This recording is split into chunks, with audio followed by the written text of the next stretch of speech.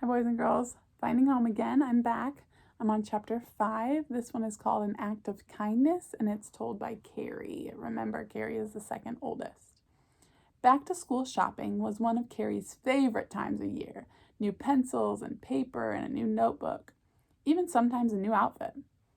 But this year, the time with their mom and siblings would be more than just fun. This shopping trip was critical.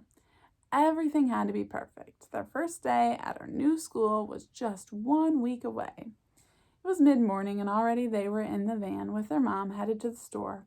Sunshine sprayed bright light across the countryside near their new home. Carrie looked out the window and smiled.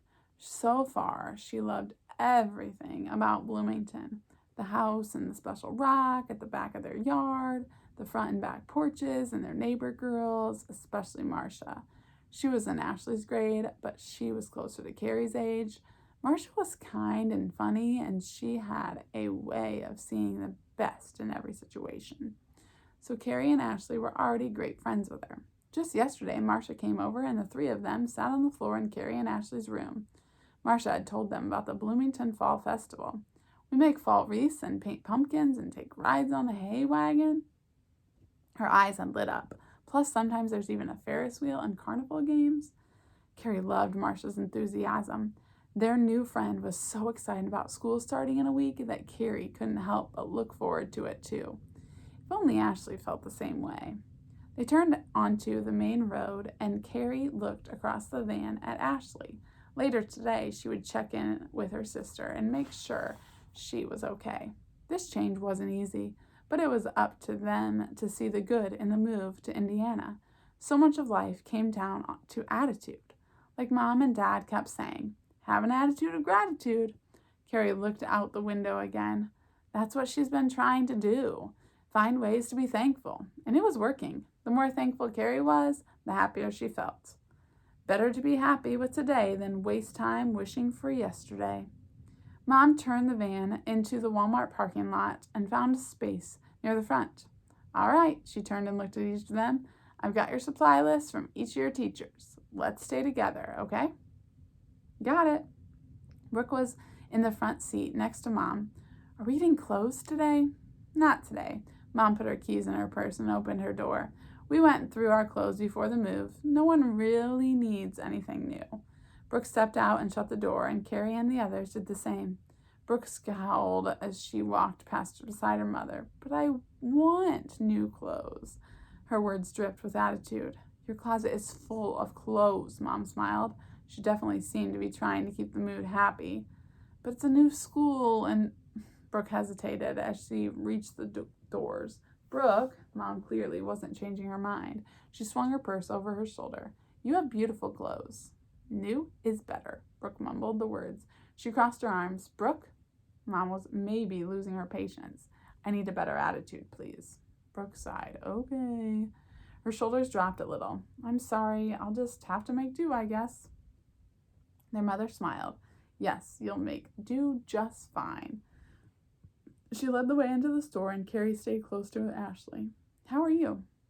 Carrie linked arms with her sister. They were still about the same height, but Mom and Ashley was going to be taller when she grew up. I'm giving myself some pencil time. Ashley lifted her chin. Her mouth seemed like it was trying not to cry. Carrie narrowed her eyes. I think you mean pensive?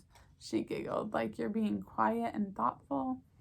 Ashley stopped and turned to her. No, she squinted her eyes and shook her head. For me, it's pencil time. That's how I say it. Pencil time makes the most sense since I'm an artist. It's when I feel like I could do a good drawing because of my thoughts.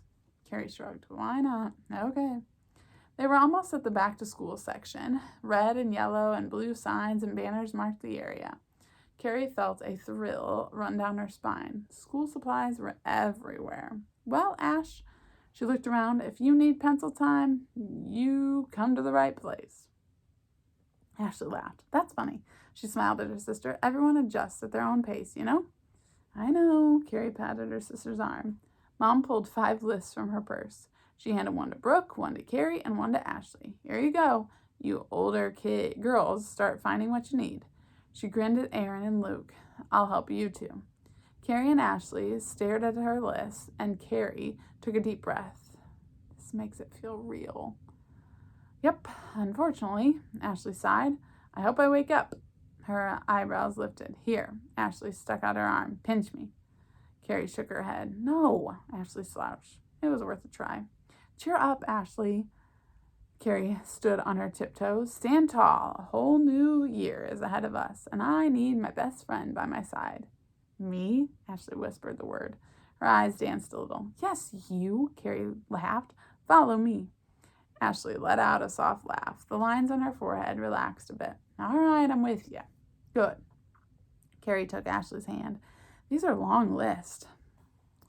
Pep entered Ashley's steps. Adventure awaits. She skipped with Carrie to the start of the school supply aisle. She held a pack of pencils up. And this is a perfect supply when you're feeling pencil. They took packages of pencil and paper and pens to the cart and ran down the next aisle for binders and notebooks and folders. Carrie picked one covered with flowers. Everything from the list went into the cart until finally they were running out of room. Luke picked a sports folder and Aaron grabbed one with a horse. Brooks had stars and planets and Ashley got one with the Eiffel Tower. Carrie smiled. She would have guessed that Ashley would get that one. Last year, Ashley called the Awful Tower until Dad told her the actual name of the Eiffel Tower. Either way, Ashley wanted to go there and paint one day. When they were finished, Mom pushed the cart to the checkout stand. Carrie could hardly wait to get home and sort through the bags. Her siblings were talking about what they had found and how they couldn't wait for the school year to start. Ashley's face looked happy, but she was quiet again. That's when Carrie noticed the woman in front of them in line. She had bright red hair and frazzled look. 4 kids hovered around her and helped her unload her cart. School supplies and bread and milk. Carrie watched as the last item made its way past the cashier and into a bag. The cashier, a teenage girl smacking gum, looked at the woman. $68.51, please. What? The redhead woman in front of her shrank a little, and her eyes got as big as circles. But I gave you coupons. So it should have been. I used the coupons. The cashier cut her off. That's the price. The woman peeled off 3 $20 bills. That's all I have. Her eyes got red and wet. She lowered her voice. I don't know what to do. Carrie held her breath. She saw that her mom was watching too. Not sure what to tell you, ma'am. The rude cashier crossed her arms. Either pay or step aside. Carrie bit her lip and waited. 1 second, the woman rummaged through her cart like she was trying to decide what to put back. She looked very nervous. Carrie's mom stepped forward. Excuse me. Mom took out her wallet. I'll pay the difference. She pulled out a $20 bill. No. The woman turned to them and shook her head. You don't have to do that. Carrie's siblings were still busy talking. Only Carrie saw what was happening. Mom smiled and handed the money to the cashier. Please, give her the change. She smiled at the red-headed woman. It could happen to anyone. Don't worry about it. The cashier handed the stranger the change. For a long few seconds, the woman only stared at the money. Then she lifted her eyes to Mom. I don't know what to say. She brushed away a single tear. Thank you. Mom gave the woman a quick hug and talked to her in a quiet voice. God sees you. He loves you. Mom smiled. You're not alone. The woman thanked Mom. Then she put the money in her purse and walked off with her children. Carrie couldn't believe it. Her mom was the nicest person in the whole world. They didn't even know the stranger. On the way back to the car, Carrie looked at her mother.